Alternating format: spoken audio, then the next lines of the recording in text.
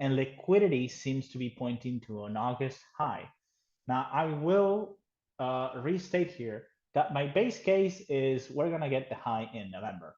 Unless we see significant deviation from the liquidity metrics, the high should be in November. However, I'm not going to ignore the fact that, yes, it does seem like we have a significant turning point after July, which should produce a low. The next important turning point is going to be early August. So I would say there's a low forecast for the 3rd of August, and then there's a high or a low forecast for the 11th of August, which it could be either. So we have a reading of 2.2 for lows on the 10th and a reading of 2.7 on the 11th. That means that that date, those 2 days, the 10th and the 11th, is more likely to be a high than a low. Now take that with a grain of salt because June 23rd was also more likely to be a high than a low, and it was a low.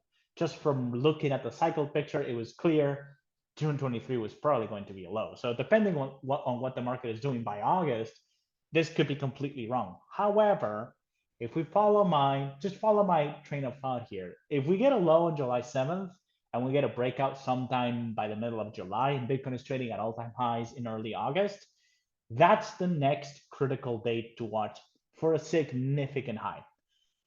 Just based on this research that I'm doing, this liquidity, and what some other people who are also making forecasts are saying. So August could be, it could very well be, and I know we discussed this on the Discord, but I just want to emphasize or re-emphasize it. Yes, it looks like August could produce a major high. Let's move that.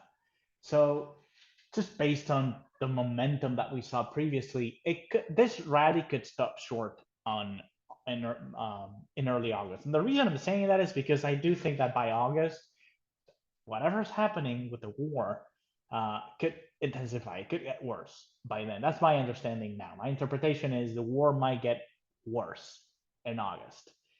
Whatever started here in June may get worse in August. Now, the market may ignore it completely. Remember, these forecasts are not for world events. These forecasts are specifically for what Bitcoin is going to do.